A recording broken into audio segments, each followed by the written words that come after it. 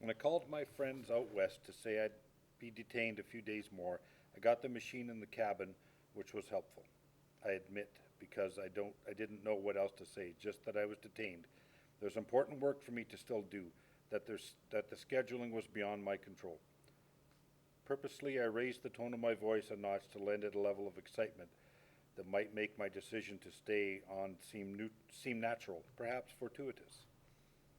Didn't want to alarm them, though by then I decided that the uncertainty with which I walked through this old man's life was more profoundly unbalancing than anything I'd experienced in years.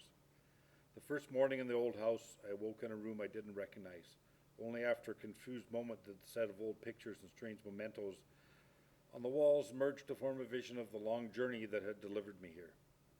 Having come in search of an interview not so different from the many others I'd pursued over the last half dozen years, though always in New York, I now found myself inexplicably on the verge of assisting at the funeral of a woman whom I didn't know and couldn't rightly pretend to care about.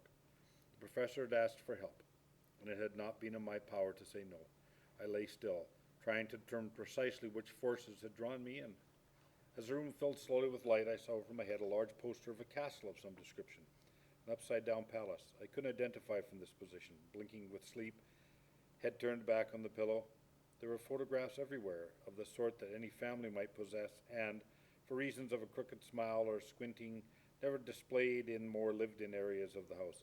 I noticed an antique snapshot of a child, perhaps 10 years old, standing on a beach and puffing out his chest. He stood beside a sandcastle whose tallest tower reached just past his knee. Under the window overlooking the garden was a small writing desk, on top of which sat a decorative candle, a coffee cup filled with pens, and a model of an airplane. I had learned to identify by the age of 6 at 30,000 feet.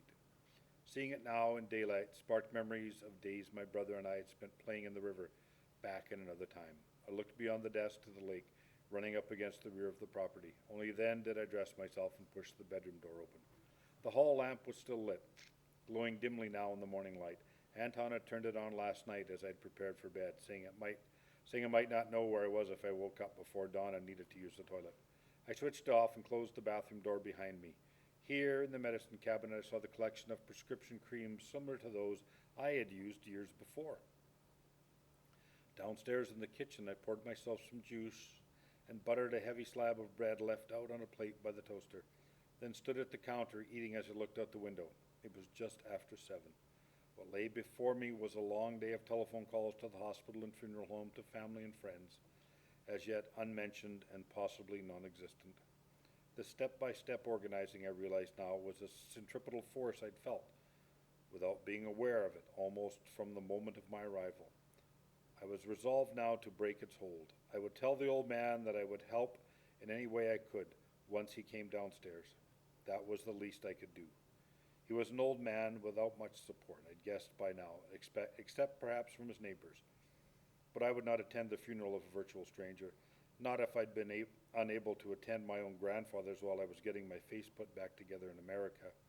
Though, as soon as these thoughts formed, I considered the shameful truth of the matter. At least it wasn't me. At least it's not someone I love. My dead about to be buried. It was a selfish thought, and perfectly natural, I thought, given who this man was, or rather, what he represented. No, I decided these few extra days would give me time to collect myself before I went west. I slid the screen door open and stepped onto the back patio. A slight tang shifted off the lake. Old seaweed, maybe, or decomposing driftwood and dead fish. Whatever its nature, the smell wafted up through the garden and filled the air with a sense of disintegration and decay, or perhaps a rising tide of pollution. This was one of the Great Lakes, after all, I thought, and hardly pristine. I considered this possibility as I walked the length of the beach to the broken cement pier I'd seen my first afternoon here. On the section farthest out in the water, a gull and 2 ducks, each on a single lake, stood balancing themselves. 100 yards distant, the pier with that lighthouse was positioned where the river drained its muddy belly into the lake. I tried to keep connected to the real world over the past 3 days, calling my machine back home from the hotel room at first. Now, after taking over the guest room on the second floor, I walked up to a phone booth in town to call. Didn't want to use his telephone and didn't mind having this excuse to get away from the house and from the anxious feelings that had descended over me. Most of that day we spent seeing to the arrangements, which were more involved than I would have expected. Funny, I thought, how many deaths you can live through without once attending a funeral. I called up a few associates in New York too, whom I told about this interview. I was making good progress, I told them. The day before the service, we talked. So the day before the service, we talked through most of the night. I wasn't sure if he opened himself to me or simply to a shadowed and unknown face sitting across from him. Maybe just to himself. He told stories of Sophie and the war and their life together, and about the letters he used to send her from Japan, his voice rarely above a whisper. He'd fall silent and peer at one of those strange spiraling shapes that inhabited the near dark, a fish, a fox, a frog. Removed as they were from the natural context, they unsettled me as surely as partly formed dreams pushed suddenly into the waking world.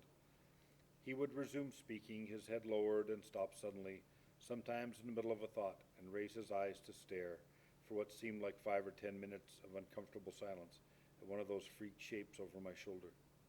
I remember when she made that one there, followed his pointed finger and saw a deer emerging from a bush. Then he cast his thoughts farther, it seemed, into the past. I'd never seen a desert before, of course. I could convince myself of anything in those days. I was a young man capable of whatever he desired. That is the definition of an idealist, don't you think? I thought I was doing a good thing, the right thing. I remember being driven through the desert. A driver had been sent to Santa Fe to collect me. The sand was everywhere. Such a lovely place after Europe. For half a day, I thought I'd found paradise. He paused. But what wouldn't have seemed lovely? Europe was already a graveyard. I was glad to leave it. Again, a searing gaze passed over my shoulder. I remember the sight of that horizon. You could almost believe you were at the edge of the world. Nothing out there at all, but still the expectation that you would go searching. He rubbed his right eye with an open palm and turned toward the lake, starting to remember things just now, since yesterday. Things I haven't thought of in 40 years, 50, all at once, it seems. I waited. Things you remember, stupid things, he said. Never the ones you should remember. I looked directly into his face. Is there anything like a God or religion in your life? I don't know. Those memorials, aren't they a kind of worship? No matter that it's in a crowd of strangers? Is that the reason you go, he said? I go to meet people like you.